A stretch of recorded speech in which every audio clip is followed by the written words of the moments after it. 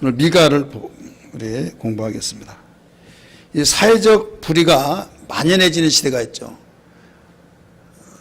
이 사회적 불의가 만연해진 때 이 거짓 선자들은 부귀를 위해서 설교를 했고, 한번 잘 이 시대하고 한번 비춰보세요. 거짓 선지자, 하나님의 종인데 막 부자로 살아야 된다, 부자로 살지 못하면 죄다 막 하면서 부유하게 살아야 된다고 설교를 강조하고, 또 왕들은 잔혹하였고 폭력과 부패를 일삼았어요. 자기가 왕을 남용해 가지고 백성을 행복하게 살아야 할 텐데, 살게 해야 할 정치 권력자가 자기의 유익을 위해서 사람을 막 죽이고 이 폭력을 휘둘렀다 이거죠. 제사장들, 하나님과 인간 사이의 죄를 가로막았던 걸 해결해 준 제사장, 이 제사장들은 탐욕을 위해서 봉사를 해요. 탐욕. 지주들, 땅이 많아 가지고 그 땅을 농사를 지어 먹으라고 세를 받잖아요. 그 지주들은 가난한 자들과 과부들을 착취하고, 재판장들은 뇌물을 받아서 뇌물의 힘으로 죄 없는 사람을 죄 없다고 하고, 죄 없는 사람을 죄 있다고 하고. 누가 그래요? 공의로워야 할 재판장이 그런다 이거죠. 그 다음에 상인들은 저울의 추를 속이고 이런 장사를 한다 이거죠. 그러니까 이 사회에 만연한 악이 있다가 보니까 그 제사장도 거짓 선자도 왕도 지주도 상인들도 이게 어디 기댈 데가 없다 이거죠. 이 총체적으로 부패라고 하는 것은 정의를 찾아볼 수가 없어요. 부패, 그러면 정의를 어디서 찾아볼 수가 없는 겁니다. 이 심판만이 남아있는 것이다. 여기는 어떤 다른 데 손을 댈 수가 없으니까 심판이다 이거예요. 이런 시대에 미가야가 예언을 했다 이거죠. 미가 선자가 이런 사회적인 악이 있는 그런 정서적인 그런 판을 깔고 있는 가운데서 예언을 했던 이런 시대상을 우리가 서론적인 면에서 비춰봅니다. 그리고 미가의 뜻은 뭐냐? 여호와 같은 자가 누구냐입니다. 여호와 같은 자가 누구냐 이런. 그래서 주께서 이스라엘을 향한 심판과 구원의 계획을 드러내신 후에 미가는 7장 18절에서 주와 같은 신이 어디 있으리까? 라고 이런 말을 해요. 그게 자기의 이름에서 나타난 것을 통해서 이 주와 같은 이가 어디 있으리까 하면서 감탄을 하는 것으로 그 이름의 뜻이 가르쳐 주고 있습니다. 이 저자는 미가입니다. 1장 1절에서 가르쳐 주고 있죠. 미가라고 밝힌데 그의 부모는 밝혀지지 않습니다. 그는 예루살렘에서 남서쪽으로 40km 떨어진 유다와 블레셋의 경계, 여러분 지도를 잘 파악하지 못하고 성지순을 갔다 오지 않아서 어디를 안 갔다 와서요? 성지순을 갔다 오지 않으면 갔다 온 사람은 예루살렘에서 남서쪽으로 여기 딱 알아요. 나중에 기회 있을 때 또 그런 데도 좀 갈 수 있도록 한번 해보십시다. 목사님 가고 싶은데 돈이 없죠. 뭐 돈이 연수라. 돈 대주면 이제 못 갑니까?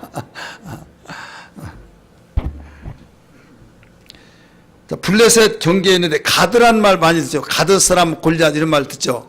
가드. 거기에 근처에서 모레셋이라고 하는 사람이 미가의 고향이에요. 그는 시골 출신인데 가족과 직업에 대해서 잘 알려진 바가 없어요. 정치적인 상황에 대해서는 이사야나 다니엘 같은 박식한 지식이 있지는 않습니다.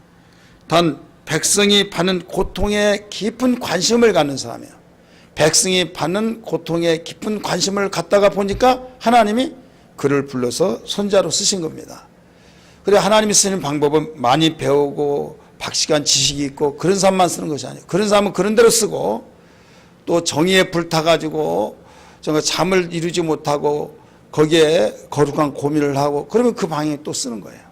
그래서 이 미가 같은 사람은 이만큼 농촌 출신이고 내놓을 만한 것도 없고 가문도 없고 그렇지만은 하나님 쓰셨다.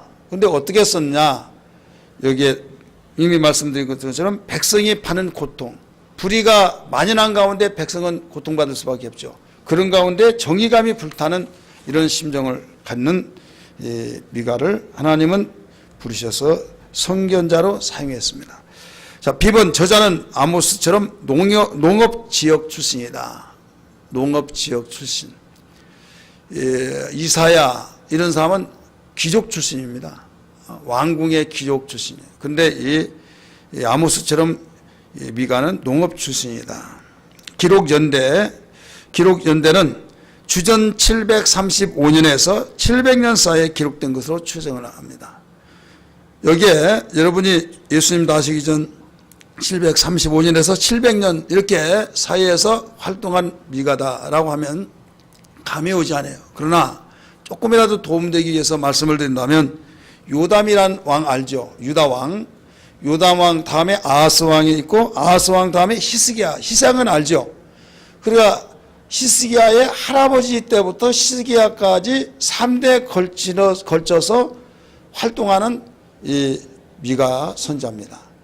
근데 요담이라는 왕은 선한 왕에 속했어요. 그러나 산당은 허물지 않았어요. 아하스는 아주 아버지의 본을 받지 못하고 악랄했습니다.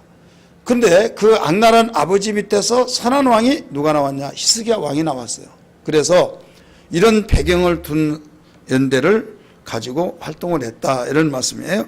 비번 봅니다. 미가 1장 1절에서는 미가는 사마리아와 예루살렘에 관한 묵시를 받은 것으로 보아 그는 주로 유다 쓰세요, 향한 메시지를 증거했지만 북왕국 이스라엘을 향해서도 메시지를 전했다. 그러니까 이스라엘 나라가 남쪽과 북쪽으로 분단이 됐잖아요. 그래서 남쪽과 북쪽이 나라가 완전히 독립되었는데, 우리나라 북한과 남한 이렇게 독립되어서 체제가 다르듯이, 근데 한 민족이에요. 그런데 이 선지자들이 북쪽을 무대를 삼고 예언을 한 사람이 있고 남쪽을 무대를 삼고 예언을 했어요. 그럼 미가는 어떤 나라를 무대를 삼고 그 예언을 했냐면 남쪽 나라 유다. 근데 유다만을 목적으로 두고 그 북쪽은 나 모르다, 그런 게 아니라 모르쇠로 그 예면한 것이 아니라 남쪽을 주 무대로 삼았지만은 북쪽에 관하여서도 예언을 했다. 이렇게 여러분들이 그 기억을 하시면 되겠습니다.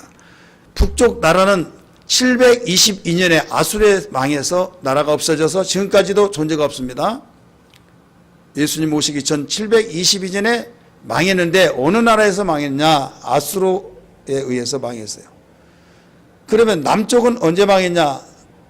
586년에 망했어요. 주전 586년 바벨론에 의해서 망했어요. 그러면 이 미가는 언제까지 그 예언을 했느냐? 바로 720년 망하기 전에, 북쪽의 나라가 망하기 직전까지 예언을 하고 사역을 했다, 이 말입니다. 특징 봅니다. 미가서는 이사야의 축소판이라고 불린다. 특징이 얘기해요. 첫 번째. 그러면 이 미가서의 축소판이라고 그 우리가 특징 중에 하나인데, 두 책의 공통점이 뭐길래 이렇게 특징이냐? 1번 아수르의 초기 침략을 예언했다. 아수르의 초기 침략을 이사야에서도 예언했는데 이 미가에서도 예언했다, 이거. 두 번째, 유다의 구원과 바벨론의 포로가 됨을 언급한다. 포로.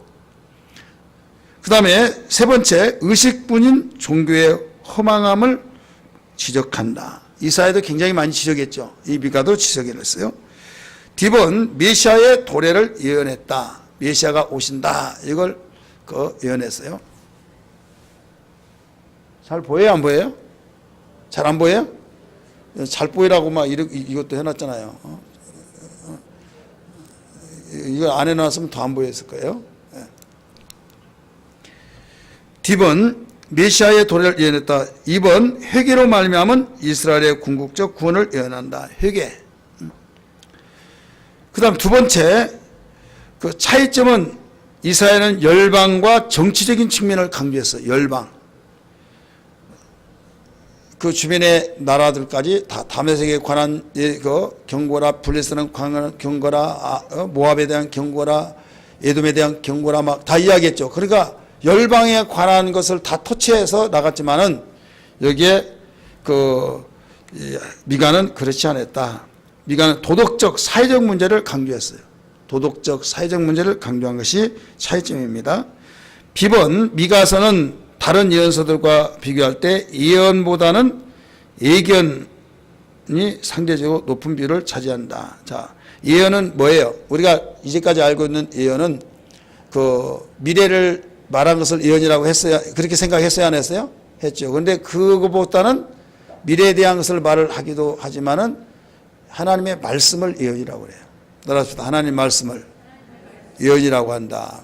대부분 은사 받은 사람 예언의 은사 받아서 하니까 미래에 대한 내일 일을 앞으로 될 일을 이야기한 것을 예언이라고 말합니다. 예, 인식이 그렇게 심어졌어요. 그런데 성경에서는 그것도 예언이지만은 하나님 말씀이 예언이다. 그래서 목사님들이 하나님 말씀이 예언이다. 어떤 사람이 예언의 은사 받아가지고 막 꿰뚫어보고 막 속을 훤히 들여다보고 예언 잘 알아맞춘다. 이런 말들을 할 때 신령하다고 하고 그러면서 그 예언의 그 잘못된 인식이 내일 일을 이야기한다. 이렇게 심어져 버린 거예요. 그럴 때 목사님들이 뭐라고 그래요? 하나님 말씀이 예언이다. 하나님 말씀. 그러면 맞기는 맞다고 하면서도 마음에 와 닿질 않아요. 그러다 보니까 유혹에 빠집니다. 그러니까 이 이사야 같은 경우는 그 예언자로서의 그 선지자지만은 여기에 미가는 예언자기보다는 예견자다. 그것을 성경을 뭐라고 하냐면 선견자 이렇게 나와요. 따라서 선견자. 선견자 많이 들어야 안 들어요? 성경 한 번도 안 읽어봤어요? 우리 교회에서 20년 동안 생활했으면 순종만 했으면 성경을 20번 읽었어요. 근데도 선견자 단어도 몰라요? 기억나요 안 나요? 좀 괜찮게 하지 말고 이 소리보다 크게 말씀해보세요. 선견자 많이 나오죠. 왜 선지자라고 하지 않고 선견자라고 말하냐? 고의적으로 말한 거예요. 여기서 예언자, 예견자, 선지자, 선견자. 이 선견자란 말은 미래에 일어날 일을 말한 거예요. 우리 교재에 그렇게 나오죠. 자, 10번 구약과 신약에서 중요하게 인용된다. 인용이 되었어요. 그 1번 같이 한번 읽을까요? 시작. 미가가 61페이지입니다. 미가가 활동한 지 한 세기 후에 에레미야 26장 18절에서 장로들은 미가 3장 12절 이름으로 너희로 말미암아 시온은 가라앉은 밭이 되고 예루살렘은 무더기가 되고 성전에 사는 수풀의 높은 곳이 되리라는 심판의 메시지를 인용한다. 이 말씀은 공경에 빠졌던 에레미야를 구출하는 역할을 한다. 인용을 이렇게 구약에서도 인용하고 신약에서도 인용했어요. 인용한다는 건 굉장히 가치 있게 더 본다 이거죠. 도서관에 보면 책들이 많이 있죠. 그 책들 중에서 논문집이 있는 데가 있어요. 논문. 그러면 논문집이 있는데 그 논문에 대해서 얼마의 사람들이 그 논문을 인용을 많이 했느냐에 따라서 논문의 가치가 있어요. 논문을 자기의 것을 쓰지만은 여러 사람들의 의견은 이렇더라 어디에 누가 기록한 책에 몇 년도에 출간된 책에 이렇게 나와 있다. 그것을 인용을 한단 말이에요. 그 인용을 많이 해나가면 그 사람의 권위가 있는 거예요. 그 논문의 가치가 있어요. 마찬가지로 구약 성경을 신약에서 많이 인용하는 그런 사건들이 많이 일어나죠. 예를 들어서 그 시편은 많이 인용됐어요, 안 됐어요? 굉장히 많이 되죠. 그래서 시편의 권위가 있는 거예요. 또 미가서도 이와 같이 짧지만은 몇 장 안 되지만은 미가서를 그렇게 인용을 많이 했다 이거예요. 그러면 어떤 내용을 인용했느냐? 마태복음 2장 5절 6절에서 그 인용을 했는데 이게 요한복음 7장 42절에서도 나와요. 마태복음 2장 5절에서 6절에서 대제사장과 세관들이 헤롯에게서 미시아의 출생지에 대한 질문을 받았을 때 미가 5장 2절 예레미야의 베들레헴 에브라다야 너는 유다 족속 중에 작을지라도 이스라엘을 다스릴 자가 내게서 내게로 나올 것이라. 그의 근본은 상고의 영원히 있느니라는 말씀을 풀어서 해석한다. 또 미가 7장 6절에 같이 읽습니다. 시작. 아들의 아버지를 멸시하며 딸의 어머니를 대적하며 며느리가 시어머니를 대적하리니 사람의 원수가 곧 자기의 집안 사람이로라는 말씀은 마태복음 10장 34절에서 36절, 마가복음 3장 12절, 그리고 누가복음 13장 25절에서 인용이 된다. 그래 예수님이 하나님이신데도 불구하고 예수님이 미가가 예언했던 말을 인용을 했다. 이사야가 하는 말을 인용하고 예레미야가 했던 말을 인용하고 미가에서는 아주 짧아요. 그런데 예레미야, 이사야는 굉장히 방대하죠. 그런데도 불구하고 이 퍼센트로 보면 미가서는 인용될 확률이 적어요. 그럼에도 사복음서의 모두 다 인용을 하고 있다 이거죠. 그만큼 그 구약과 신약에서 중요한 인용의 그 역사를 띠고 있기 때문에 그 권위 있게 다뤄지고 있다 이런 말씀이에요. 이렇게 권위 있게 다뤄진데 사람들은 얼마 몇 장 되지도 않구만 하면서 가볍게 여기는 경우가 있는데 아니다. 모든 하나님 말씀이 귀하고 생명 있고 아주 귀하게 여기는데 여기에 인용하는 내용들을 보면 얼마나 귀하다는 걸 여기서 잘 가르쳐주고 있다 이런 말씀이에요. D번 법정 용어 쓰세요. 법정 용어를 사용하여 이스라엘의 죄를 지적하고 포로됨과 멸망을 선고한다. 성경에는 농업 용어, 상업 용어, 또 일반 용어, 또 법정 용어 이런 용어들이 많이 나와요. 자, 농업 용어는 농사지는 10분의 비율을 보라. 이게 농업 용어예요. 그 다음에 달란트 비유 나오죠. 이게 상업 용어예요. 그 다음에 믿음의 선한 싸움을 싸우라. 너희는 십자가의 군병이라. 이런 말이 나오죠. 이건 군사 용어예요. 군사 용어. 근데 법정 용어는 보혜사란 말 나오죠. 이게 법정 용어예요. 그래 법정 용어는 절대로 변경시킬 수가 없어요. 그대로. 그리고 증인이란 말이에요. 증인. 땅끝까지 내 증인이 되리라. 이게 법정 용어입니다. 그런데 이 장사하러 나갔다라고 하는 말이 상업 용어 나오는데 우리 전도에 대해서 그 예수님은 너희가 내 증인이 되리라. 내 증인이 되라고 그랬어요. 그러면 무엇을 가르치냐면 한 사람이라도 내 증인이 되라 이건데 대부분 증인보다는 상업 용어를 많이 사용하는 경우가 있어요. 예를 들어서 교회 나와라. 교회 나오면 절대로 망하지 않는다. 애들 공부 잘하고 교회만 오면 장사도 잘 되고 사업도 잘 되고 너 교회 나오면 애들이 얼마나 지혜스러운지 학교에서 1등한다. 그러니까 혼을 막 뺐다 집어넣었다 하고 막 뭔가 쏠리게 만들어 막. 그러니까 말을 잘한 데다가 막 그렇게 과장되게 말하면서 말할 때 가고 싶고 야 정말 장사 잘 되냐? 정말 사업 잘 되냐? 와봐. 나를 한번 봐라. 나를 보면 알 거 아니야. 무슨 삶이 필요하냐 막 하니까 그 말에 그 순간에 마음이 야 나도 나가봐야겠다 해서 교회를 나온단 말이에요. 교회를 나와서 몇 달 다니고 시킨 대로 하라 막 해서 하는데 자기는 안 돼. 그래 에이 도둑놈들만 괜히 본전 생각나네. 내가 시간이 그렇게 금쪽 같은 시간을 여기다가 많이 뺏기고 또 내가 지금 석 달 다녔으니까 한 주에 10,000원씩만 하더니 그게 얼마야? 막 하면서 계산해 보니까 내가 사기당한 것 같고 막 그러면서 에라 모르겠다 해서 팽개치고 교회를 안 나왔어요. 그러면 왜 그 사람은 그렇게 교회를 안 나오냐? 상업용어를 통해서 첫 번째 발을 내디뎠을 때 상업용어에 의해서 돈 내놓고 돈 따먹기 식으로 그 신앙생활을 그렇게 한 거예요. 예수님은 내 증인이 되라. 증인은 가감없이 네가 본 대로 네가 들은 대로 말하라 이거죠. 그래서 예수를 내가 알아야죠.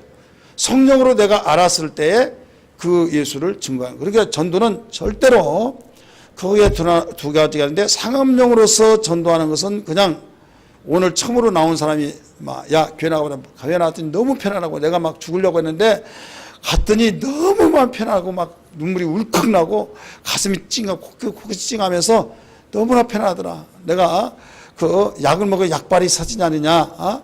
그 일주일 가듯이 나 일주일 정말 너무 행복했다. 내가 꿈을 꿨는지 내가 살았는지 죽었는지 아주 내가 황홀한 가운데 떠다닌 것처럼 다녔다. 너무 행복하다 막. 그러니까 야 정말이야 정말? 너 정말 너 얼굴 보니까 그런 것 같다. 야 그래 나 따라와 가자. 그러니까 알았어 가지. 왔어요. 자 예수 될지 다 몰라.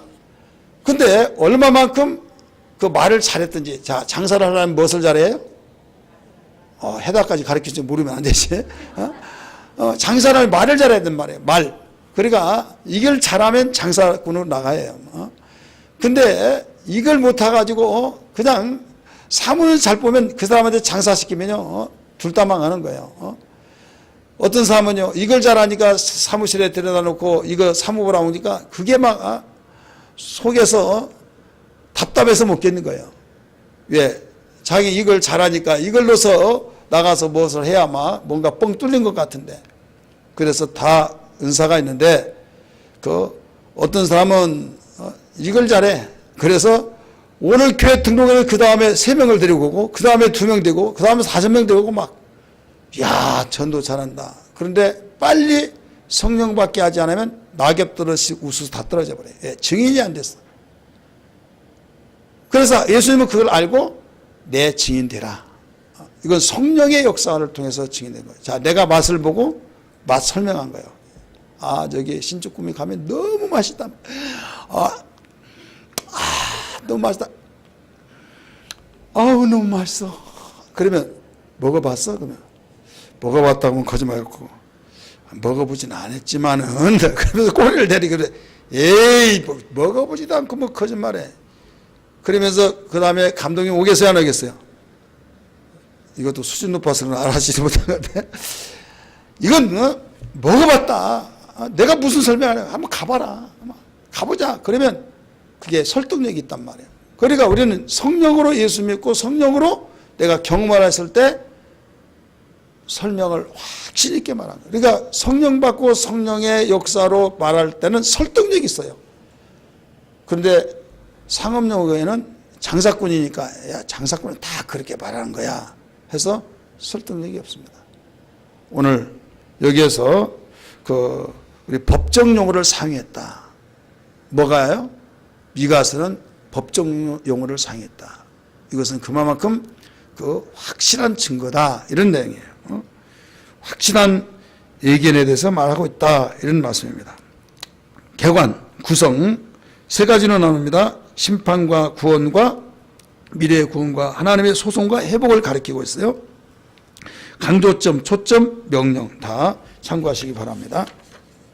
자, 62페이지 A번 구성에서 1번입니다. 이스라엘과 유다에 대한 심판. 여기서 이스라엘과 유다에 대한 심판 정리해야만 됩니다. 여기 가면 통일한국 시대 때는 이스라엘 하면 남쪽과 북쪽 전체를 말하고 있는 거예요. 근데 분열한국 시대 때는 이스라엘 그러면 북쪽, 북한국, 유다 그러면 남한국이에요. 지금 이 시대는 분열한국 시대입니다. 그러니까 분열한국 시대니까 이스라엘과 유다에 대한 심판, 그러니까 남쪽 나라와 북쪽 나라에 대한 심판을 저기에서 선포하고 있다 이런 말씀입니다. 이것이 1장에서 3장까지예요. 1번 미가는 백성의 죄와 심판에 대해서 외친다. 2번 같이 읽습니다. 시작. 미가는 북왕국 이스라엘과 남왕국 유다에 관한 여호와의 말씀을 받는다. 왼쪽 같이 읽습니다. 유다의 왕들 요람과 아하스와 히스기야 시대를 모래낼 사람 미가에 임한 여호와의 말씀 곧 사마리아와 예루살렘에 관한 묵시라. 아멘. 여기에 분명히 나오죠. 그 다음에 B번 미가는 백성의 죄로 인한 하나님의 심판을 예언한다. 하나님께서는 높은 곳을 짓밟는다고 하시는데 높은 곳은 무조건 높은 곳이 잘 나가고 그 사람을 짓밟냐 그게 아니라 높은 곳은 여기서 우상 섬기는 곳을 짓밟는다 이 말이에요. 그 우상을 섬기는 곳은 다 높은 데입니다. 높은 산에다가 그래서 산당을 지어놓고 그래서 여기서 높은 곳을 짓밟는다 1장 3절에 나오는데 이것은 우상에게 경배하는 산 혹은 언덕 위에 있는 장소를 말하는데 이교도들 곧 이방신들이 섬기는 곳은 종종 산 꼭대기에서 이방 예배를 드리고 있을 때 그걸 짓밟는다 이런 말씀이에요. 자, 왼쪽에 미가 1장 7절 같이 읽습니다. 시작. 새긴 우상들은 다 부서지고 그 음행의 값은 다 불살라지며 내가 그 목상들은 다 깨뜨리리니 그가 기생의 값으로 모았은즉 그것이 기생의 값으로 돌아가리라. 자, 기생의 값 이게 이해가 됩니까? 잘 안 되죠. 이방신에 대한 그 상황과 배경 이걸 알아야만 됩니다. 이 바알 선지자, 이세벨 선자, 바알과 그 이세벨 끊을 수가 없죠. 그래서 나무를 깎아놓고 돌 깎아놓고 거기다가 절을 하고 이게 신이다. 그런 신. 이것은 예수 하나님을 섬긴 사람이 아니라 이방신들이 그렇게 섬기고 있다 이거예요. 근데 이 바알과 그 바알의 종교 같은 이방 종교에서는 이 성전이 그 기독교만 성전이 아니라 이방신도 성전이 있잖아요. 제사를 지는 성전. 그 성전에 한쪽에 뭐가 있는가 하면 이 성전의 기생이 따로 구별되어 있어요. 성전의 기생, 이게 창녀. 성전의 기생이 기생방이 따로 있다 이거죠. 그 왜 있느냐? 왜 그 있는 이유는 하나님께서 금지하신 이러한 성행위를 기생들에게 값을 지불해주고 그 섹스를 합니다. 이게 왜 그런가 하면 성전에 드린 예물로서 그 기생을 사와서 그 기생하고 바로 이 피가림을 한다 이거죠. 근데 성적의 충동 때문에 한 것이 아니라 다신을 위해서 아기들 많이 낳게 해주세요. 또 우리 농사 잘 되게 해주세요. 그런 입장에서 하는데 말로만 그냥 잘 되게 해달라냐? 너 나를 사랑하면 내 몸이 되라 이거예요. 그래서 신은 눈에 보이지 않죠. 근데 보이지 않는데 어떻게 이방인들은 그래서 신을 바로 보이도록 상을 만들어요. 돌 깎아서 만들든 그 나무를 깎아 만들든 돌무더기를 해놓든지 신을 만드는데 그러면 그 신이 인격적인 존재가 아니잖아요. 그래서 신과의 하나 되는 교접을 위해서 바로 기생을 들여놓습니다. 그래서 기생방이 있다 이거예요. 그래서 내가 신에게 제사를 지냅니다. 당신의 것입니다. 내 몸은 당신의 것입니다 했을 때 거기에서 신과의 동침을 해요. 그 신이 누구냐? 바로 여기에서 기생을 갖다 놓고 근데 기생은 돈을 줘야 오죠. 그래서 기생을 사오는이라고 기생의 예물을 드린다 이거예요. 이게 바로 이방종교예요. 이해가 되시죠? 우리 작년에 성지순례 갔다 오신 분 에베소 갔다 왔죠. 거기에 여기 그늘나무 아래에서 제사장이 섹스하는 그런 장면을 설명 들었죠. 안 들었어요? 다시 한번 가요? 첫 번째는 뭐가 뭔지 몰라요. 근데 거기에 그들은 나 부끄럽게 어떻게 대낮에 하지만은 그들은 종교 행사 중에 한 의식이에요. 종교 행사 중에 하나이기 때문에 그냥 그런가 보다라고 하면서 그게 프로그램의 하나이기 때문에 그래서 여기에 성경의 1장 7절에 보면 한번 다시 봅니다. 미가 왼쪽에 새긴 우상들은 다 부숴뜨리고 그 음행의 값은 다 불사라지며 나오죠. 그 다음에 그가 기생의 값으로 모았은즉 그것이 기생의 값으로 돌아가리라. 제가 이런 설명을 하지 않으면 무슨 말인지 잘 알지를 못하겠죠. 그래서 가르친 자가 중요합니다. 가르친 자가 있어야겠고 그 다음에 봅니다. 10번 교훈 한번 같이 읽을까요? 시작. 우리는 하나님께 말씀하시는 우리의 죄에 관한 그분의 음성을 들어야 한다. 자, 죄를 보고 울고 죄를 보고 우리가 자기를 발견할 때는 자기에게 가능성이 있어요. 근데 죄를 보더라도 알지도 못하고 죄를 보더라도 울지도 않고 죄를 보더라도 무감각하고 그러면 가능성이 없습니다. 여러분 병원에 안 간다고 하다가 병원에 가는 사람이 왜 그래요? 너무 고통스러울 때는 병원에 가요. 그러면 그 사람은 고칠 수가 있어요. 그런데 병원을 가라 해도 안 가요. 왜 안 가냐? 내가 어디 아픈데. 끝나버린 거예요. 그래서 우리 마음이 죄를 짓고 회개할 수 있는 기회는 너무 괴로울 때 가슴이 찔리고 잠도 오지 않고 괴롭고 입에서 단내만 나고 열이 나고 사는 것이 사는 것도 안 같고 하면서 너무 괴로울 때 이것은 회개하라고 하는 신호탄이라는 걸 믿기 바랍니다. 따라서 회개할 수 있는 기회다. 이 기회를 놓쳐버리면 바로 회개의 기회를 놓친 그 순간에 반응이 어떻게 나오면 냉랭해지면서 두려움이 없어요. 자, 교회 한번 빠졌어요. 너무 괴로웠다. 11조 한번 띄어먹었어요. 너무 괴로웠어요. 나는 괜찮던데? 편안하던데? 그러면 나는 소망이 없는 자인데? 이 말이에요. 이해가 되시죠? 하나님이 인격적인 분이에요. 그러니까 죄를 짓고 잘못되었는데도 불구하고 마음이 담대하고 평안하고 이 사람 화인 맞아서 회개할 수가 없다 이거죠. 그런데 괴로운 사람은 아직도 하나님이 시간을 주셨구나 이거예요. 그래 우리가 여기에 그만큼 회개는 반드시 해야 하는데 회개를 안 된 이유는 반응이 없어요. 화인 맞고 무감각하니까. 이것은 성경에 유엘 선지자가 말했듯이 너희는 옷을 찢지 말고 무엇을 찢으라? 마음을 찢으라. 그래서 그 말이 나온 거예요. 따라합시다. 옷을 찢지 말고 마음을 찢어라. 아멘. 아멘.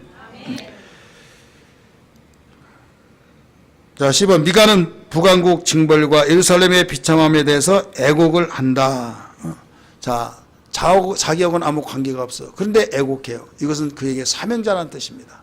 따라서 합시다. 다른 사람은 괜찮은데 내가 너무 고통스럽다. 이건 그를 사랑하고 그를 바로 거기에 대한 애통이 있다는 것은, 가령 교회가 어려울 때 교회 너무 가슴이 아프고 입맛도 없고 밤잠도 이루지 못하고 이런 사람이 있는 반면에 아무 반응이 없고 뭐 다른 데 가버리면 됐지 뭐 아무 반응이 없어.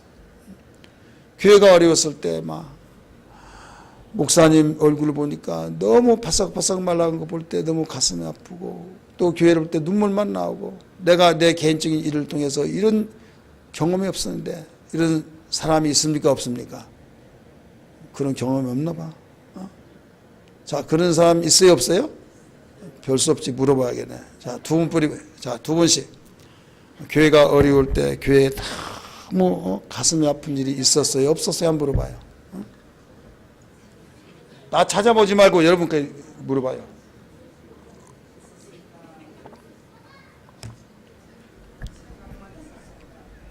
생각만 있었어요? 나는 왜 그렇게 가슴이 아픈가 모르겠다고. 다른 사람은 아무 반응도 없는데 나는 왜 그럴까? 이게 여러분 구별된 자예요. 그리고 이 사람은 하나님께서 이게 하나님의 심정이지. 보세요. 비싼 밥 먹고 내가 뭐가 나온다고 잠을 못 이루고 내가 기록할 이유가 뭐가 있습니까? 그렇잖아요. 그런데 이상하게도 안 하려고 하더라도 그렇게 된다 이거죠. 이것은 주님의 몸된 교회, 주님에 관한 것이기 때문에 주님의 일을 통해서 가슴 아픈 것은 그만큼 주님을 사랑하고 있다는 겁니다. 믿으시길 바랍니다. 이스라엘 나라나 또 남쪽 유다 나라나 지금 정서적으로 제가 서두에 말씀드렸죠. 그런 상황에 있을 때 자기는, 이 미가라고 하는 사람은 죄짓는 것이 아니었어요. 그럼에도 불구하고 이스라엘이나 유다를 볼 때 너무 괴로워서 애곡했다, 슬피 울었다 이거예요. 그 울음 때문에 하나님께서는 너는 내 심정을 가졌구나 이거예요. 너는 하나님의 심정을, 내 심정을 가졌구나 해서 이런 사람에게는 내 일을 맡기도 된다 해서 하나님이 선지자로 사용하신 거예요. 믿으시길 바랍니다. 그래서 이렇게 이런 마음이 있는 것은 나는 복받은 사람이라고 알아야지. 나는 이상하게 나는 괴로워서 못 견다고. 어떤 사람은 이런 문제 이야기했더니 뭘 그럴 것 가지고 그러냐고 막 나한테 야단을 치는데 나는 왜 그럴까?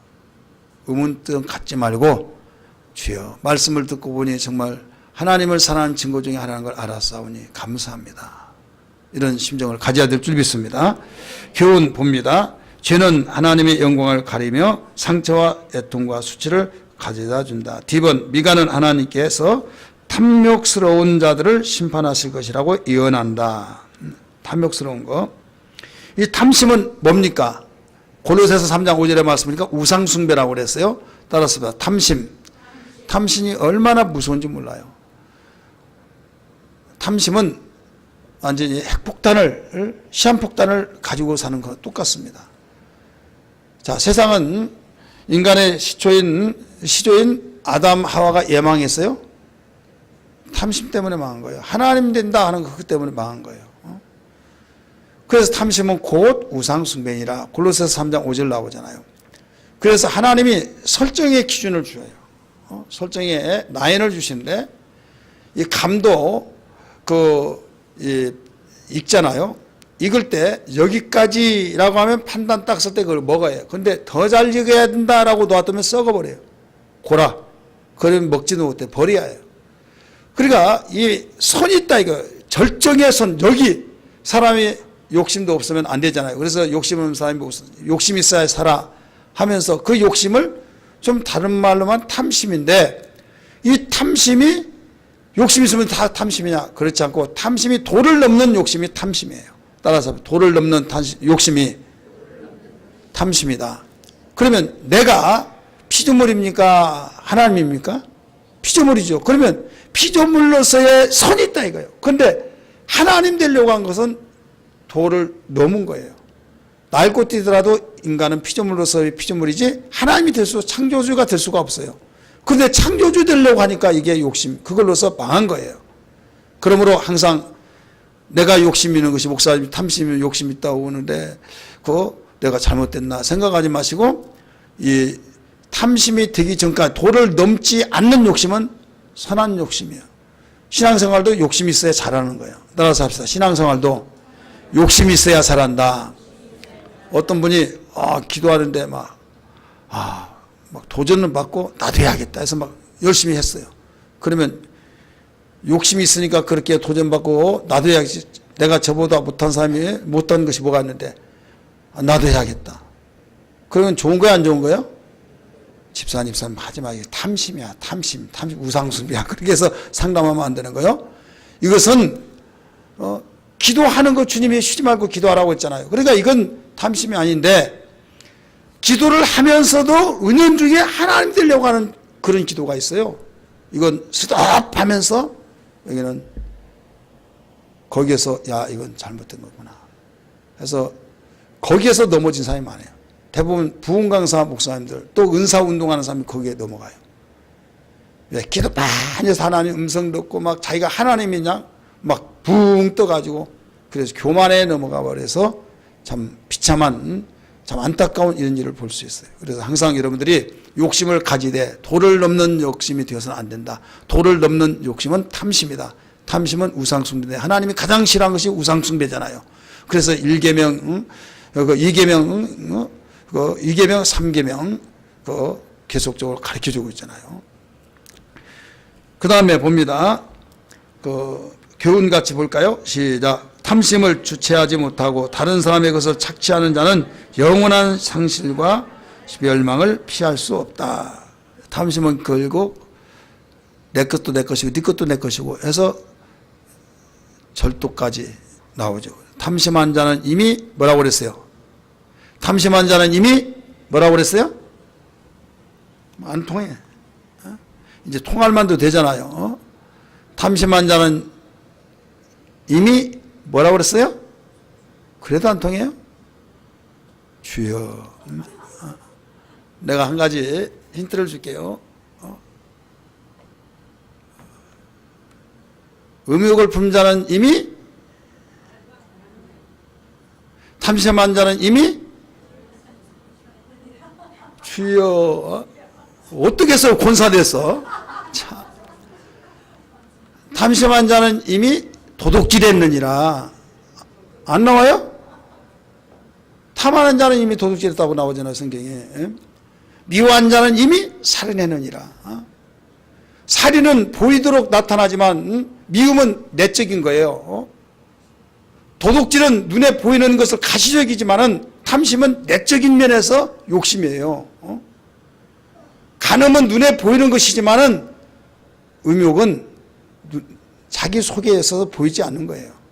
자, 그러면 율법은 눈에 보이는 것을 간음하지 말라, 도둑질하지 말라, 계속 가르쳐 주죠. 근데 복음은 뭐냐면 마음에서부터 죄를 차단시키는 능력이에요. 할렐루야. 미워하지 말아라. 이게. 미워하면 이미 살인했느니라. 탐하지 말아라. 탐심하지 말라. 이미 도둑질했느니라. 음욕을 품으면 이미 간음했느니라. 이렇게 가르쳐 주죠. 그러니까 복음하면 가볍게 여기고 율법은 무섭게 여기고 율법하면 불필요하게 떨어진 것 같고 복음하면 여유 있고 그냥 다 용서만 해준 걸로 생각하고 있어요. 그러나 복음이 더 무서운 거요? 율법이 더 무서운 거요? 한번 확실하게 말해보세요. 확신 있게. 율법이 더 무서워요? 복음이 더 무서워요? 김웅래 집사님이 대답하네요. 예? 내가 볼 때 내가 시력이 갑자기 낮아져가지고 잘 안 보이나 봐요. 가만히 있는 것 같은데. 이렇게만 했어요? 자, 우리는 신앙생활에서 율법은 굉장히 무서워서 막 과거같이 무슨 일만 하늘에 불이 떨어져서 막 땅이 갈라져서 문둥병이 들어서 막 그리고 얼마나 두려워요. 근데 지금 복음은 마냥 하나님이 용서했으니까 아마 느슨해져서 해이해진다 이거죠. 그러나 우리 복음은 하나님의 은혜를 받아서 감사해서 자발적으로 일을 하도록 만들어 놨어요. 그런데 율법은 어린 나이에게는 뭐가 약이에요? 매가 약이죠. 말 듣지 않은. 옛날 말 듣지 않은 몽둥이가 약이라고 하잖아요. 야, 몽둥이가 잘못했어요! 막 하죠. 그러니까 몽둥이만 보면 별로 사시나무를 떠는데 팍 떤다 이거죠. 그래서 율법의 신앙은 그거 같지 마. 나 두려워. 이러다가 내 명대로 못 살겠어. 왜? 계속 구약 시대 사건들이 막 언습해 오니까. 복음이야. 복음은 그런 거 없어. 그러니까 그 말 들으면 또 느슨해지고 괜찮은 걸로 생각하고 있어요. 하나님은 행한 대로 갚으신다고 하기 때문에 내가 행하는 것이 그냥 행하는 것이 아니에요. 여러분 오늘 여기 교회 온 것은 어떻게 왔어요? 주일날이니까 내가 하나님께 예배하기 위해서 가야겠다. 마음에서 결정이 되었기 때문에 여기 온 거예요. 할렐루야.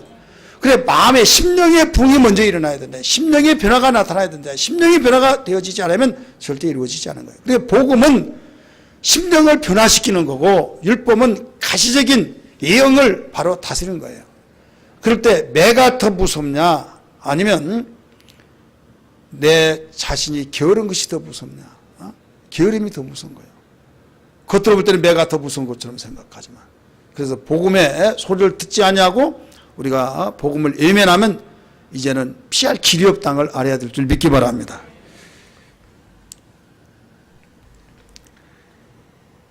63페이지 우리 좀 넘어갑시다.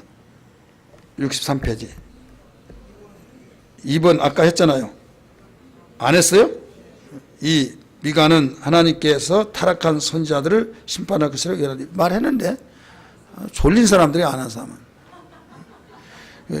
미가 2장 7절은 안 읽었어요. 그럼 한번 읽어봅시다. 시작. 너희 야곱의 족속아 어찌 이르기를 여호와의 영이 성급하시겠느냐 그의 행위가 이러하시다 하겠느냐 나의 말이 정직하게 행하는 자에게 유익하지 아니하랴. 아멘. 교훈같이 읽습니다. 시작. 하나님의 기준은 그분의 성품과 일치하므로 항상 옳고 악한 자를 징계하시며 의로운 자에게 유익을 주신다. 아멘. 63페이지 F. 미가는 하나님께서 남은 자들을 구원하실 것이라고 예언한다. 자, 남은 자도 함께 분위기 속에 예를 들어 소돔과 고모라 성에 욥이 살았지만은 아니 욥이 아니라 롯이 살았지만은 롯은 의로운 자에 속해요? 불의한 자에 속해요? 불의한 자, 의로운 자에 속하죠. 근데 소돔과 고모라는 불의한 곳이에요. 의인 10명이 없어 죽었다, 망했다 이런 말이 나와요. 그러니까 모든 사람들이 다 그와 같다. 그러면 만약에 의인 10명이 없다고 하는데 9명은 있을까요? 없을까요? 예, 대답 못해요? 5명이 있을까요? 없을까요? 예? 아니 확신 있게 말해봐요. 모르면 물어보세요. 목사님이 있습니까? 없습니까? 물어봐요. 예? 없을 것 같아요? 내가 해답을 내릴게요. 성경에는 9명 뭐 8명 그거 안 나왔어요. 성경에 없는데 예? 나도 몰라요. 그냥 그때 시대에 살았기 때문에. 이게 해답이에요. 그런데 없다고 한 말도 없고 있다고 한 말도 없으니까 있을 수도 있다. 왜? 욥의 롯의 가장 친한 친구도 혹시 있을 수 있어. 그런데 여기에서 10명 있으면 어찌 하시렵니까? 라고 했을 때 내가 멸망하지 않겠다. 그런데 자기가 나름대로 세우니까 없어. 그래서 10명이 없었을 때 더 이상 구하지 않았어요. 그러면 10명은 없더라도 9명이나 6명, 5명은 있을 수 있다 이거예요. 그냥 한번 그렇게 가정해 본 거예요. 예, 있다고 할 말도 없다면 없으니까. 그러면 거기에 있다고 가정했을 때 있는 사람이 죽었어요, 안 죽었어요? 죽었죠. 의인이 누구와 함께 죽었습니까? 바로 악인과 함께 죽은 거예요. 뭐 세월호 사건, 뭐 어떤 사건 자, 예수님 믿는 사람 그 있었을까요? 없었을까요? 예수님 믿는 사람이 왜 죽어요? 왜 죽냐? 그러면 할 말이 없죠. 담대하게 말하세요. 소돔과 고모라도 마찬가지예요.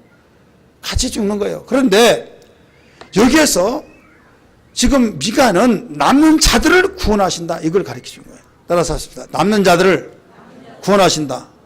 아, 그게 무슨 말이야? 그게 말이라고 해. 하면서 남는 자를 뭐 구원하지 뭐 그런 구원 안 하냐 이렇게 생각할 수도 있겠지만은 구원이 안 될 수 있으니까 그들을 구원하신다고 말씀하신 거예요. 소돔과 고모라의 제가 설교 시간에도 말씀드렸지만은 6 숫자는 마귀의 숫자입니다. 7은 하나님 숫자요. 그 다음에 5는 죽음의 숫자요. 그러면 롯이 소돔과 고모라를 구원시키기 위해서 기도를 했을 때 하나님께 몇 번을 기도했습니까? 몇 번 기도했어요? 또 이것도 세어야겠네. 자, 손 펴세요.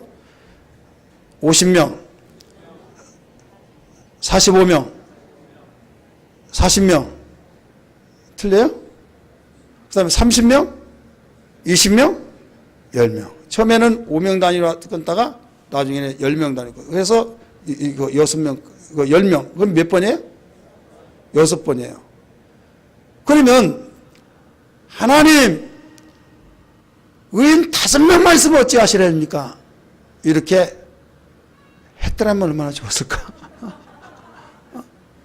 우린 너무 고정관념이 의인 10명이 없어 죽었다 막 그렇게 설교를 듣다가 보니까 그런데 정말 살리고 싶으면 하나님 의인 1명만 있으면 어떻게 하든지 그러면 하나님이 의인을 롯을 의인으로 인정했으니까 내가 너 때문에 지연시키리라 했든지 했을 수 있잖아요. 그러니까 하나님은 살리는 것이 목적이니까 롯이 기도를 6번까지는 잘했는데 7번째 안 한 거예요. 그래서 결국은 몇 명의 의인이 있었는지는 모르겠지만은 그 남는 자도 죄인과 함께 망했다 이거예요. 죽었다 이거예요. 오늘 여기에서 이 F는 미가는 하나님께서 남는 자들을 구원하실 것이라고 예언했다. 이것은 뭐 그게 말이냐? 그럼 남는 자 다 구원하시지 아니다 이거예요. 남는 자도 함께 망할 수 있다. 그런데 여기는 예언을 통해서 구원하신다고 예언하셨다. 이런 말씀이에요. 이해가 되시죠? 깨달아지면 아멘 하십시다. 오른쪽 글씨 읽습니다. 2장 12절 읽습니다. 시작. 야곱아 내가 반드시 너를 무리를 다 모으며 내가 반드시 이스라엘의 남은 자를 모으고 그들을 한 처소에 두기를 보스라의 양떼같이 하며 초장의 양떼같이 하리니 사람들이 크게 떠들 것이며 아멘. 여기 보스라는 말은 뭐예요? 보스라라는 말은 히브리 원어인데 우리라는 뜻입니다. 우리가 뭐예요? 나와 너 우리 그 우리가 아니에요. 양 우리의 양 소우리.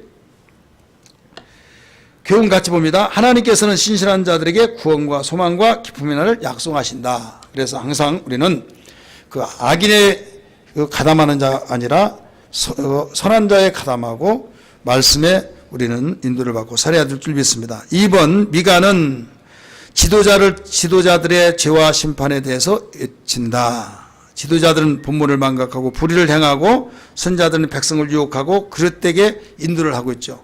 근데 지도자들의 죄를 지적하며 심판하신다고 그랬어요. 그래서 목사님이니까 뭐 누구니까 괜찮겠지. 천만의 말씀이요. 오히려 예수께서 보면요. 성전 안에서 심판하신다고 그랬어요. 따라서 성전 안에서 심판하신다. 자, 성전 안에서 적용시키면 믿는 자들 먼저 심판하신다고 하지만은 성전 안에서 누가 삽니까? 제사장들이 살아요. 직무하는 그들 먼저 심판하겠다 이거예요. 그 다음에 늙은 자들부터 심판하겠다. 늙은 자. 따라서 늙은 자부터 심판하겠다. 자, 늙은 자는 나이도 먹는 것이 억울한데 나이 먹었다고 심판하냐? 이건 신앙의 늙은 자. 따라서 신앙의 늙은 자. 10년, 20년, 50년 다 모태신앙입니다 하는데 고무줄 신앙. 교회는 안 나온 건 안 나와. 이런 것이 나오기는 나오는데 끊어지지도 않아. 잡아당기면 한 토막, 한 뼘짜리가 쭉 들으면 1m 되는 거예요. 막. 얼마나 아주 찬물도 아니고 뜨거운 물도 아니고 완전히 모여 못한 것 같은. 그러니까 하나님도 미지근하면 토해버린다고 그랬잖아요. 그래서 늙은 자부터 심판하신다. 자, 에스겔서에 그 여러분 읽은 기억이 납니까? 따라서 합시다. 늙은 자부터 성전 안에서부터 심판하신다. 여기 미가도 가르쳐 줬어요. 죄와 지도자들의 죄와 심판을 외치고 돌아올 것을 촉구하고 있죠. 지도자들의 모든 계층이 총체적으로 타락을 했기 때문에 서두에서 말씀드렸죠. 교훈 같이 읽습니다. 시작. 지도자의 정의를 하는 것과 정의를 행하여 하는 본분을 하는 것은 타락하여 그들의 부리는 추종들에게 고통을 준다. B번 미래의 구원 4장에서 5장입니다. 시작. 미가는 1번 미가는 다가올 하나님의 나라에 대해서 예언한다. 나라에 대해서 교훈같이 봅니다. 하나님의 백성은 그분의 교훈을 배우고 그분의 길을 행하며 그분을 의지할 때 영적으로 견고하여 안전과 평화를 누리게 된다. 자, 우리가 하나님 의지하고 하나님 섬기죠. 의지한다는 말을 많은 사람들이 그냥 외우기만 합니다. 의지한다는 의미를 알아요. 그 팔을 부러져서 경험했던 사람, 다리가 부러져서 경험했던 사람들 기부스하죠. 여기 기부스할 때 너무 부어가지고 바로 하지 못하고 여기에다가 강목을 대고 감아놓은 경우가 있어요. 그렇게 덜렁거렸던 것이 여기에 강목대고 해놨더니 얼마나 편안한지 몰라. 허리 아파가지고 어디 허리 아프냐고 어떻게 알았냐고. 그건 다 알아요. 어떻게 합니까? 허리 아픈 사람. 우리 신강기자님이 허리 아프다는 걸 말 안 하더라도 상대방 알죠? 어떻게 알아요? 예? 예, 느끼니까 꽁지 빠진 닭같이. 김희성. 예. 젊은이들은 애들이든 어른이든 뭐 노인 양반이든 할 것 없이 다 꽁지 빠진 닭지는. 그런데요, 거기다가 보조대를 딱 대고 하면요, 신기하죠. 그래서 허리 아픈 사람들이 식당 가면 어디 앉으려고 그래요? 벽에 딱 기대. 기둥 하나 있으면 기둥 기대. 야외에서 어떤 기둥 하나 있어서 다 되는데, 고무나무 알죠? 썩음썩음한데 이렇게 두꺼우니 괜찮겠지 딱 그러면 벌러덩 낮아빠져가지고 사람 죽어. 자, 의지를 할 때 제대로 의지를 해요. 제대로. 물질을 의지한다든지 방백을 의지한다든지 정말 대단한 친구를 의지한다든지 막 의지하다가 그가 망하면 같이 망해버린 거예요. 아무리 기대더라도 쓰러지지 않은 나무를 기대고 의지하듯이 망하지 아니하실 하나님을 의지하기를 주님으로 축원합니다. 할렐루야. 하나님 망하지 않아요. 그러니까 완벽하게 이보다 더 든든한 보험이 없어요. 따라합시다. 하나님 잘 섬긴 것 일보다 더 큰 보장성 보험이 없다. 믿으시길 바랍니다. 하나님 의지하는 것, 하나님 망하지 않기 때문에 망하지 않아요. 여러분, 우리가 사활하더라 하나님과 함께 하시길 바랍니다. 그래서 가정의 행복도 하나님과 함께 움직여지면 반드시 행복이 보장됩니다. 그러나 하나님을 외면하고 행복하다가 너 노래는 부르지만 행복은 거리가 멀다. 행복의 주인 되신 주님을 의지하지 않고 무슨 행복이 되냐 이거죠. 자, 무엇의 시작이에요? 예수 그리스도는 행복의 시작이다 이거죠. 예수 믿으면 행복이 시작돼요. 예수 믿으면 이 땅에서 복받아 생명이요 예수 그는 만이요 예수 믿으면 행복이 시작되네. 우리 야외전도 하는데 시작할 때 부르고 끝날 때 부르고 혼자 부른 것보다 여럿이 부르면 더 힘이 나더라고요. 어떤 것은 씹을수록 맛이 나잖아요. 누가 작사했나 아주 부를 때마다 진미를 느끼고 아주 맛이 좋아요. 뭐. 우리 박수 치면서 한번 우리 힘차게 불러봅시다. 예수 믿는 행복이. 예수 믿으면 행복이 시작돼요. 예수 믿으면 이 땅에서 복받아요. 예수 그는 생명이요. 예수 그는 소망이요. 예수 믿으면 행복이 시작되네. 예수 믿으면 하나님 자녀 돼요. 예수 믿으면 기도할 때 응답돼요. 예수 그는 생명이요. 예수 그는 소망이요. 예수 믿으면 행복이 시작되네. 예수 믿으면 이 세상 떠날 때에 예수 믿으면 천국에 들어가요. 예수 그는 생명이요. 예수 그는 소망이요. 예수 믿으면 행복이 시작되네. 아멘. 예수 믿으면 뭐가 시작돼요? 근데 예수 믿지 않으면 뭣도 시작도 못했어요? 행복 지금 테이프도 못 끊었어요.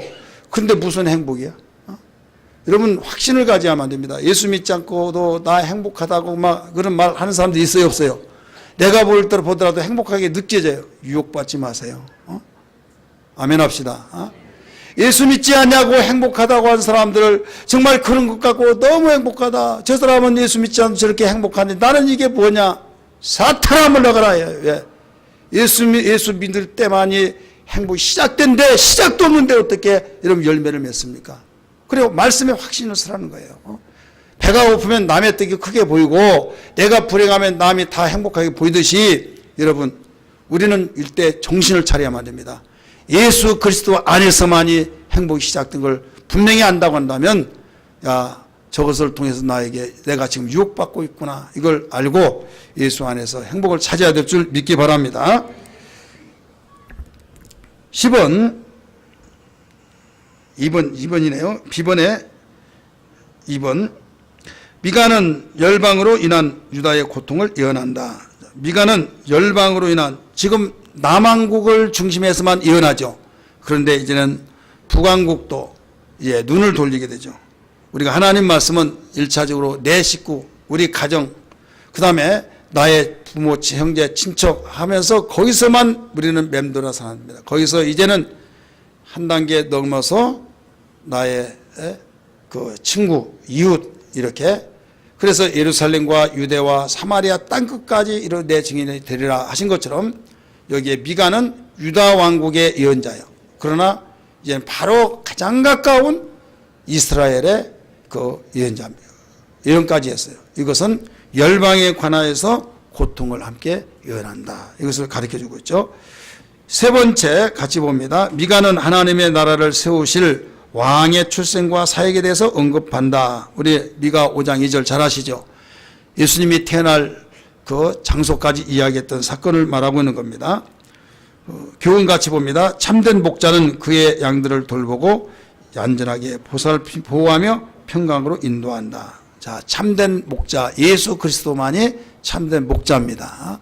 우리는 대부분 싹꾼 목자 언젠가도 말씀드렸죠. 대부분 이런 타락된 목사님들을 싹꾼 목자 이렇게 말하고 참 존경스러운 사람은 뭐라고 그래요? 참된 목자 이렇게 말합니다. 그 말도 틀린 말은 아니에요. 그러나 분명한 성경적으로 보면 예수만이 참된 목자입니다. 따라서 예수만이 참된 목자다. 그러면 싹꾼 목자는 뭐예요? 싹꾼 목사는 싹을 받는 것이 목자예요. 근데 싹꾼 목자라고 하면서 안 가서 싹꾼 그러니까 막 도둑질을 한 것처럼 생각하는데 여러분 일 나가지고 하루 일당 파출부 가서 돈 받아가지고 온 거 싹꾼이라고 막 그러면 기분 좋아요 나빠요? 아니 왜 나쁩니까? 내가 싹 받아가지고 내 몫을 받아온 거예요. 노력의 대가 수고의 대가 받아온 거예요. 그러니까 싹꾼 목자라고 하는 것은 싹을 받는다는 거예요. 근데 싹을 안 주니까 자 싹 안 주면 월급 안 준대 직장에 다녀야 안 다녀요? 월급 얘기를 한 번도 안 해봐서 모르네, 하나도. 안 다녀요. 돈도 안 나는데 누가 다닙니까? 그러니까 목사님들이 목회하다가 힘들면 그래서 다른 데로 간다 이거죠. 그러면 그 싹불 먹자 또 그러다. 자, 따라서 예수만이 참목자다. 예수만이 참목자예요. 그래서 주님 바라보자. 주님은 영원한 목자시요 우리가 의지할 목자라는 걸 다시 한번 믿기 바랍니다. 10번 하나님의 소송과 회복. 1번 미가는 하나님께서 그의 백성의 죄에 대한 기소하며 그들에게 요구하신 것을 외친다. 오늘 우리가 본문을 삼았죠. 한번 같이 읽을까요? 더 시작. 내가 무엇을 가지고 여호와 앞에 나아가며 왼쪽이에요. 하나님께 경배할까? 내가 번제물을 1년 된 송아지를 가지고 그 앞에 나아갈까? 여호와께서 천천의 수양이나 만만의 강물 같은 기름을 기뻐하실까? 내 허물을 위하여 내 맏아들을 내 영혼의 지로 말미암아 내 몸에 열매를 드릴까? 사람아, 주께서 선한 것이 무엇임을 네게 보이셨나니 여호와께서 네게 구하신 것은 오직 정의를 행하며 인자를 사랑하며 겸손하게 네 하나님과 함께 행하는 것이 아니냐? 퀘션이에요.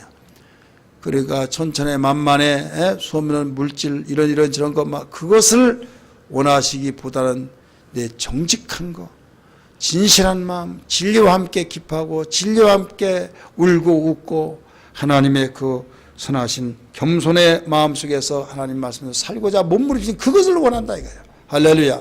그래서 하나님이 원하신 것을 우리가 바로 알고 그릇된 길로 가지 아니해야 될 줄 믿습니다.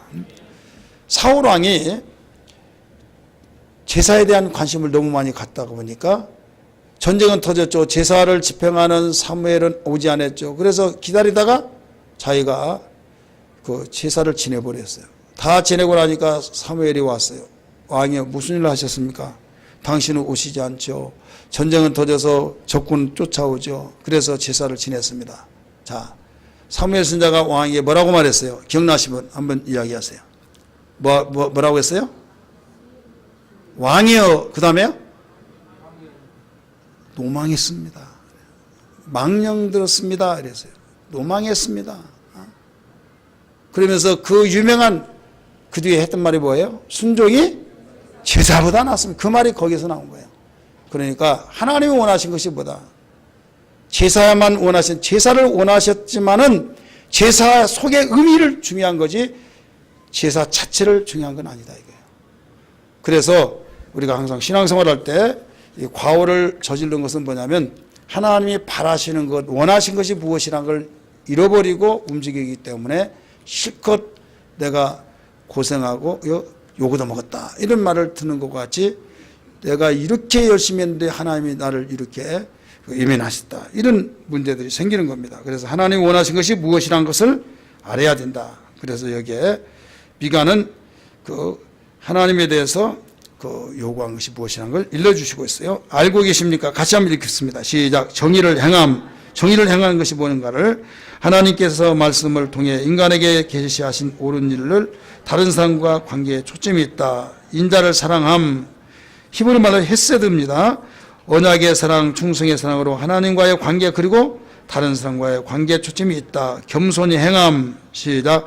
낮은 마음을 품고 하나님과 교제하는 하나님과의 관계를 초점에 맞춰져 있다. 그래서 하나님이 요구한 것 무엇이란 걸 일러주고 있는 거예요.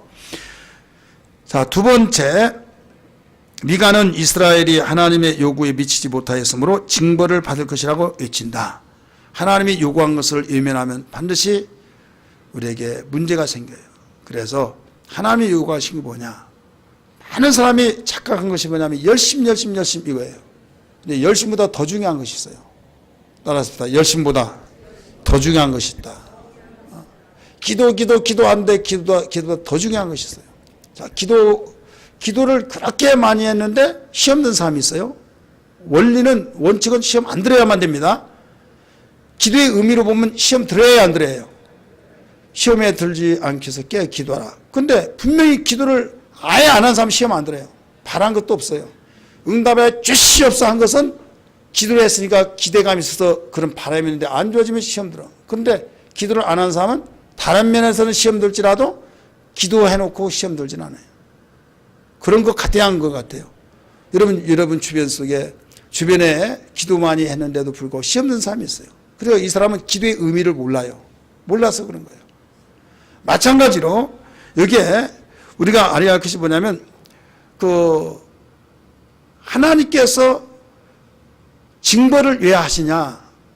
하나님께서 징벌을 하신 이유는 하나님이 요구하신 것을 외면해 버렸기 때문에 그래요. 그러면 기도도 그렇게 중요한데 기도보다 더 중요한 것이 뭐냐? 믿음이에요. 따라서 믿음. 왜 믿음이 중요하냐면 믿음으로 구원받죠. 믿음으로 하나님 의롭다함을 얻죠. 믿음으로 하나님을 기쁘시게 하죠. 그래서 믿음이 중요해요. 근데 기도를 하는데 믿음이 없어. 이것은 문제가 있는 거예요. 하나님 말씀 붙들고 거기에 대해서 이렇게 살겠습니다. 고백의 기도가 돼야하는데 이방인들이 기도하는 무엇을 먹을까 입을까 봐 그것만 놓고 기도하다 보니까 하나님과 커뮤니케이션이 안 되는 거예요. 하나님과 교제가 안 되는 거다 이거예요. 대화가 안 되다 보니까 내 입장만 이야기해서 자기 말을 실컷 하고 이제 그럼 내가 이야기하면 벌떡 나서 저 시간 없어요. 갑니다. 들으셨죠? 하고 그냥 가버린다 이거죠. 이거는 기도가 아니에요. 이방인들이 기도하는 것 똑같은 거. 그러니까 기도가 중요하다고 했지만 믿음이 더 중요하다는 걸 알 수가 있죠. 이것이 하나님 요구하신 거죠. 세 번째, 미가는 이스라엘의 부패에 대해서 애곡을 한다. 우리 같이 읽읍시다. 왼쪽에 경건한 자가 세상에서 끊어지고 정직한 자가 선함들 가운데 없도다. 애곡하는 고백입니다. 네 번째, 미가는 하나님을 확고하게 신뢰하며 회복에 대한 예언을 한다. 자, 하나님을 확고하게 신뢰했어요. 어떤 가운데서 하나님을 신뢰했다 이거예요. 근데 여기서 그 회복에 대해서 예언을 했어요. 지금 현재 어렵고 힘들고 네가 정말로 가능성이 없게 보인다 할지라도 하나님 신뢰하라, 의지하라. 그러나 하나님은 회복하게 하신다. 할렐루야. 오늘날 여러분 홍순대 목사 입에서 나온 메시지가 다 그렇잖아요. 모두 메시지에 하나님 신뢰하라, 의지하라. 현재 아무리 환난과 어려움과 궁핍과 쪼들리고 한다 할지라도 하나님이 신원하신다. 이게 회복이에요. 할렐루야. 우리 사람들이 너무나 환경에만 치우치고 현재 상황만 치우치다 보니까 뭐라고 하는 사람들도 있냐면요. 내일은 내일이다. 현재가 중요하다 하면서 발등에 발이 불이 떨어지는데 나는 내일까지 바라보지 않는다. 현재 나에게 잘된 것을 원한다. 그렇게 말하는 사람이 있어요. 자, 여러분이 내일 교회 가야겠다라고 생각했어요? 안 했어요? 그런데 벌써 내일이 오늘이 됐고 이제 오늘이 조금 있으면 어제가 돼버린 거예요. 금방이에요, 금방. 오늘 우리 장로님 기도하는데 벌써 뭐라고 그랬어요?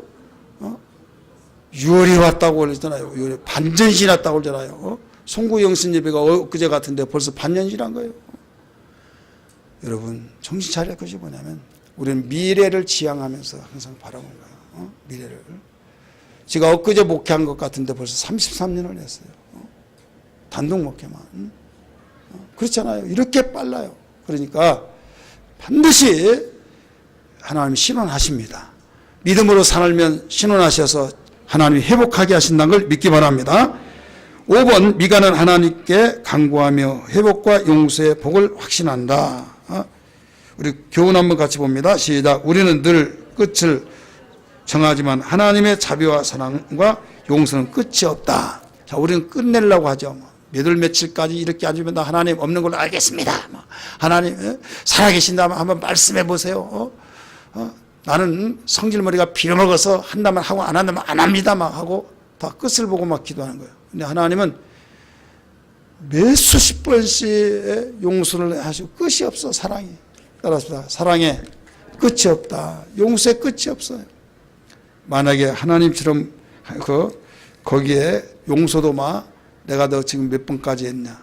너는 가능성이 없어. 너는 굳이 해봤자 필요가 없다. 그런 식으로 했다면 세상에 살아남을 자가 없어요.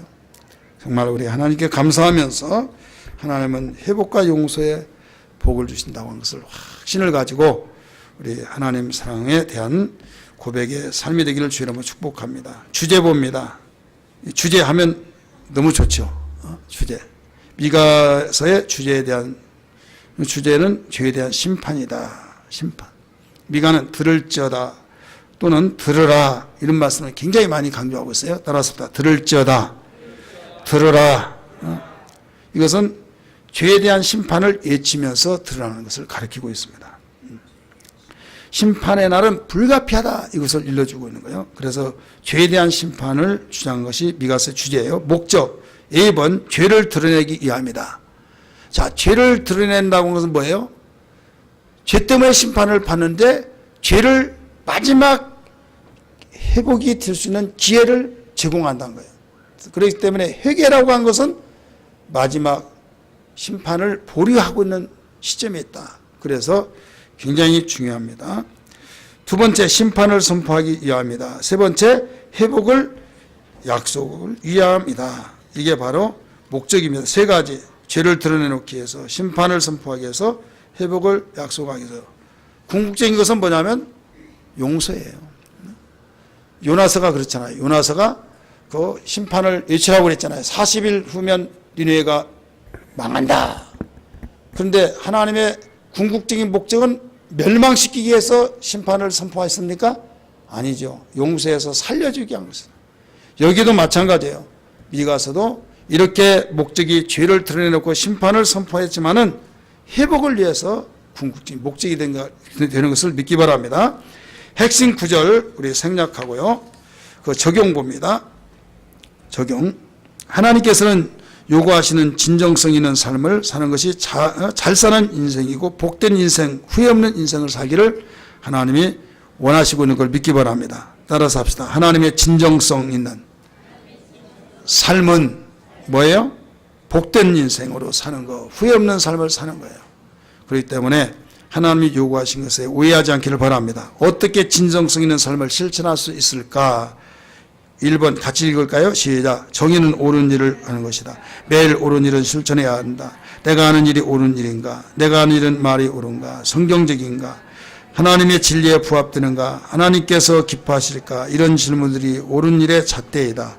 그러나 바른 말이라고 함부로 하지 말고 옳다고 무턱대고 행동하지 말라. 봐라. 옳은 일을 하되 기도하는 가운데 하나님 마음을 읽어라. 자신만만하면서 막 내가 하는 말은 바른 말이다. 내가 한 말은 진리다 하면서 막 그 걸르지 않고 팍팍팍 말하는 사람들이 있어요, 없어요? 있죠. 그 말은 다 맞아. 그런데 그 말이 맞으면 그 말에 약이 돼야 하는데 그 약이 되지 않냐고 독이 되어버린다 이거죠. 약을 먹는 목적은 뭡니까? 약이 되기 위해서, 건강을 위해서 먹는 거예요. 근데 그걸 분명히 이 좋은 약이, 이런 좋은 약은 없다 이거죠. 근데 먹으면 독이 된다 이거죠. 왜 그러냐? 이건 진정한 말을 하더라도 결국 기도 없이 할 때 그와 같이, 특별히 한약 같은 경우는 정성을 들여서 먹어야 된다. 그런 말이 있어요, 없어요? 있죠. 그래서 기도 없이 말을 하면 여기에서 마음이 움직이지 않습니다. 그래서 반드시 우리가 어떤 말을 하든지 간에 기도 없이 해서는 안 된다. 이걸 일러주고 있어요. 두 번째, 같이 읽습니다. 시작. 하나님의 사랑은 무조건적인 사랑이다. 하나님께서 보여주시고 가르쳐주신 그 사랑을 우리에게 실천하라고 하신다. A번, 상대적인 자격, 신분 그리고 조건을 따지지 말고 사랑을 알아. 당신의 배우자, 친구, 교우 등 가까운 사람에게부터 실천을 해봐라. 자, 사랑에 대해서 실천을 해보라 이게요. 그럼 사랑에 대해 실천하는데 누구를 사랑해야 된다 라고 할 때, 이 사람은 안 돼. 예, 싸가지가 없어. 이 사람은 사랑해야 하지 않냐고 그러면, 웬만해야 사랑을 하죠. 내가 10번을 사랑하면 한 번이라도 대답을 해줘야지. 내가 접근을 하는데 완전히 나를 무시하고 그 잘못하기는 잘못했나 보지 막 하고 비난한 거는데 나 속에서 너무 올라가서 못한다. 그런 생각이 들 수도 있을까요, 없을까요? 있죠. 여기에서 그렇게 조건을 따지면 아무것도 못한 거예요. 따라서 합시다. 사랑에는 조건이 없다. 조건을 내세우면 사랑은 절대 완성이 될 수가 없습니다. 조건이 없어져야 사랑이 된 겁니다. 자, 남녀가 결혼하기 위해서 다 이렇게 세워놨어요. 집이 있어야 하고 자동차가 있어야 하고 남편 체하는 이런 있고 뭐가 있고 뭐 있고 아내 가면 이렇게 하면 조건을 다 따진 거야, 안 따진 거예요? 사랑이 될까요, 안 될까요? 안 되는 거예요. 진정한 사랑은 조건 없어요. 야, 네가 너 그런 사람은 네가 손해다 막 하면서 주변에서 수없이 말리더라도요. 나 그 사람은 결혼한다, 결혼 안 한다고 하고 으름장을 내놓고 막 이건 조건이 없어. 따라서 합시다. 사랑에는 조건이 없습니다. 여러분, 하나님을 사랑하는데 조건이 없어. 그런데 형제를 사랑하는 조건이 있어. 그러면 이게 신앙이 이율배반이야. 요한일서 4장 19절 이하의 말씀 보면 무슨 말이냐면, 내가 형제를 사랑하지 않고 보이지 않는 하나님을 어떻게 사랑하느냐. 형제를 사랑하지 않고 보이지 않는 하나님을 사랑하지 않는 자는, 사랑한다고 하는 자는 거짓말하는 자라, 이렇게 말해요. 그래서 우리 적용하는 시간입니다. 그렇기 때문에 나하고 원만한 관계가 되어지지 않는다라고 하는 사람은 여러분이 꼭 찾아가서, 먼저 찾아가서 말한 자가 세상적으로 보면 잘못했고 존심 상하고 바보고 덜 떨어지고 그런 말을 들어요. 하지만은 예수 안에서 주님의 원하시기 때문에, 하나님 요구하신 것이 뭐냐, 요구하시기 때문에, 그분이 원하시기 때문에 내가 먼저 가서 내가 사랑으로 허물을 덮으리라, 허물로 사랑하리라, 덮어 사랑하라 하면서 조건을 탁 따지지 않고 나갈 수 있는 사람, 하나님은 낱낱이 지켜보고 계십니다. 그에게 10배 100배 더 이상으로 아름다운 것으로 갚아준 걸 믿기 바랍니다. 할렐루야. 꼭 우리 적용을 함께 할 수 있도록 바랍니다. 그 다음에 B번 보세요. 하나님, 당신에게 되갚을 수 없는 사람에게 사랑을 베풀라. 어떤 사람에게요? 되갚을 수 없는 사람에게. 내가 갚을 수 없는 하면 그 사람이 갚아버리면 이 땅에서 다 받았다 이거죠. 주님이 말씀하셨죠. 되갚을 수 없는 자에게 사랑을 바로 베풀으라. 기도하면서 한 달 이내에 당신을 대상을 정해서 사랑을 베풀 계획을 세워라. 여러분의 몫입니다. 세 번째, 같이 읽습니다. 시작. 겸손은 자기에게 없는 나 자신을 거룩하신 하나님께서 거두셨다는 자각과 감사에 시작한다. 그래서 흠이 있어도 내 모습 그대로 주님께 나아가야 한다. 따라서 자만, 경솔함, 위선, 그리고 자기를 버리고 깨진 마음으로 주님께 나아가라. 사람들의 마음에 들려고 하는 헛된 노력을 버리고, 누구에게 마음에 들려고? 사람에게 마음 들려고 하면 한도 끝도 없습니다. 그래서 그걸 다 내려놓고 진실하게만, 진솔하게만 사세요. 그래, 인정해주면 감사하고, 인정해주면 별 수 없고, 나는 오직 주님 바라보고 진실하게 살리라. 할렐루야. 그래서 헛된 노력을 하지 말라고요. 그분 안에 쉼을 누리라. 변명하지 말고 남의 기준을 맞추려 애쓰지 말라. 완벽하게 보이는